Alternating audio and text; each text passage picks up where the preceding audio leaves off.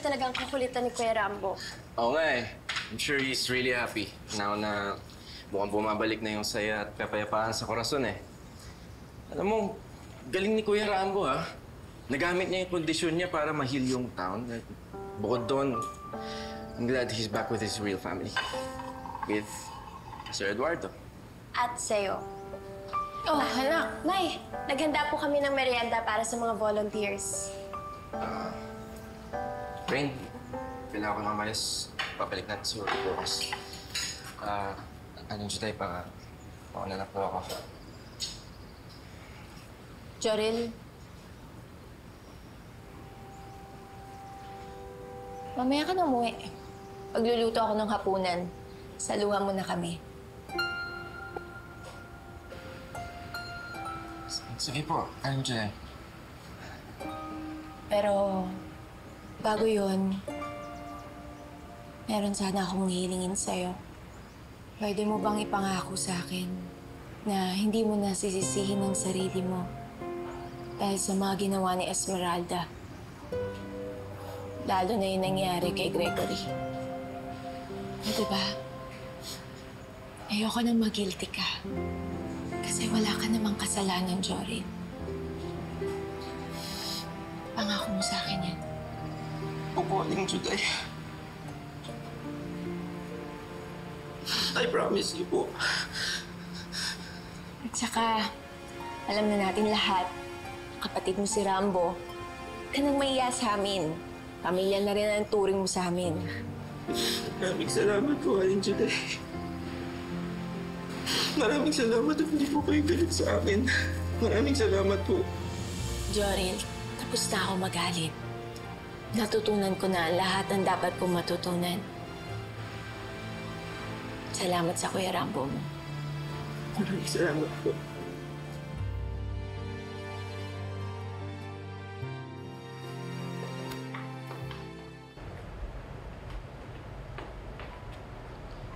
Sana naman sa susunod na pagdinig, aminin mo na lahat ng kasamaang ginawa mo. Ang pagiging utak sa likod ng pagbobomba sa pamilya ko, sa pagpatay kay Gregory, at sa lahat ng iligal at krimen na nagawa mo sa buong Tierra Vedra. Malay mo, baka bumaba ang sentensya mo. How does 400 years sound? Ang lakas mo mang asar, pero wala akong dapat aminin. I'll get through this in no time. This is just a minor setback. Minor setback? Look at yourself. Wala nang koronang nakapatong sa ulo mo. Look around. Your cavalry is gone. Bumagsak ng kaharian mo, wala pa rin sa vocabulary mo ang pagpapakumbaba. Anong gusto mong gawin ko? Lumuhod sa harap mo at magmakaawa? Nahihibang ka. Hintay ka lang, Eduardo. Makakawala ako dito. Babalik ako. Patataubin ko kayo ng apo. Dream on. Pero ito lang gusto kong malaman mo. Sa oras na tumakas ka na naman, pangungot ang paparanas ko sa'yo. Di ba tayo tapos? Babalik ako. Sisiguraduhin ko na hindi maluluklok sa pwesto si Rambo.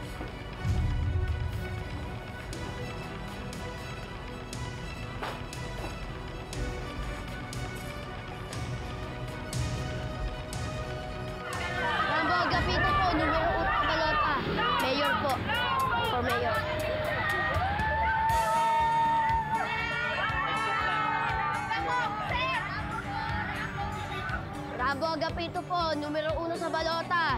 Mayor po, for mayor. Boto ka namin. Salamat po. Numero 1 po.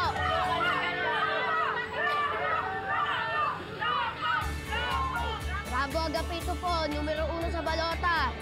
Numero 1.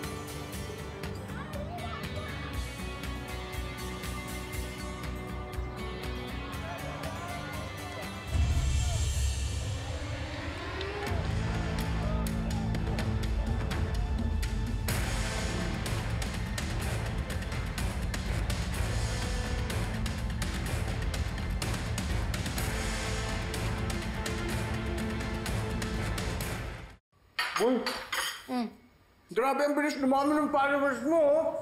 Tapos tingnan mo, ang dami nag-share ng mga posts mo. Lampas ng 200 ah. Eh, siyempre, tinutukan kasi yan nila Ray at Riley eh. Kaya nga sobrang thankful ako eh. Oh, Rambo, bukas daw, ang susunod mo, may motorcade ka daw kasama nung asosasyon ng mga tricycle drivers ng Barangay Lourdes. So, alam mo, maganda yan. Mas maraming puwersa, mas maganda. Well, look who finally decided to visit. Ang traidor kong apo. Here to gloat? Didikdikin mo ba ako? Paaaminin mo na mga ibinibintang nila sa akin. Ipagyayabang mo yung bago mong pamilya. I came here to see you. Kausapin ka. Kasi sa kabila ng lahat ng ginawa mo, you're still my Mamila. You betrayed me, Joriel. After everything I've done for you, you chose to side with those animals. All because you found out that Rambo is your brother. Mukhang wala na makakapigil sa pagkapanalo niyo, Kaprambo. Basta sisipagan ko makampanya, Kuya Julio. Hindi ako pwedeng makampante. Tama si Rambo. Lalo na't hindi pa tayo sigurado kung titigil na si Esmeralda sa panggugulo. Habang ginigiit siya sa pagdinig sa korte, sigurado ako nag-aapoy ng pagnanasan niyang makaganti. Pero Sir Eduardo, di ba nasa kulungan na siya? May pwede pa ba siyang gawin talaga? Siguro po, Aling Guada. Hindi pa rin po siya nakuli hanggang ngayon. Nalusutan na po dati ni Gob ang mga otoridad. Kaya hindi po imposible na gawin niya po yun ulit. Don't worry about that, Rambo. Basta mag-focus ka na lang sa pangangampanya. Ako nang bahala kina Rigor at Esmeralda. This is not about choosing sides, Mamila. I came here kasi hindi ko talaga maintindihan. Bakit yung taong naglaki sa akin, yung taong minahal ko, yung taong nare-respeto ko, bakit mo nagawa yung kasamaan? Huwag mo nang pahirapan yung sarili mo. Kahit kailan hindi mo naman maiintindihan. Because you're not my real blood. You're nothing like me, Joriel. You never were. You're weak. Just like your father, Albert. Just like your brother, Rambo. Mom, please just let me help you. Harapin mo naman lahat ng mga kasalanan mo. Not for everything you've done. It's the only way you can find peace. There's no peace for people like me. At hindi ko kailangan ng awa mo. If you think I'm gonna sit here and repent, stop fooling yourself.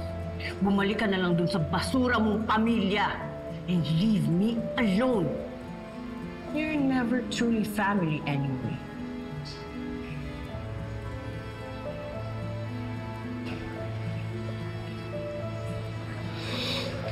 I love you, Mamila. Mahal na mahal kita. You don't have to throw everything away. Kaya pa natin ayusin yung lahat-lahat. I said leave. Kalimutan mo na may pamilya ka. You're nothing to me now.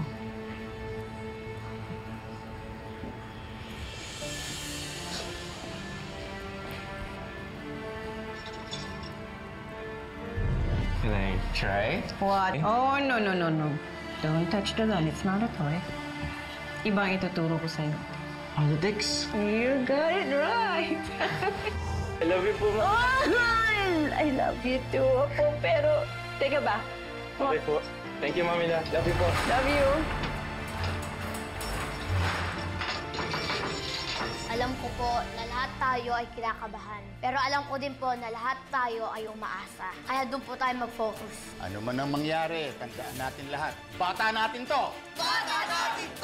Hindi nila alam kung anong kaya kong gawin. Makakalabas din ako dito. At kapag nangyari yun, luluha ng dugo lahat ng gumawa nito sa akin. Alam mo, Mayor, mas madali mo nang mapapaganda ang Corazon. Lalong-lalo na, wala nang mag-aasik na ilagim dito dahil nandito na si Mayor Rambo agad dito!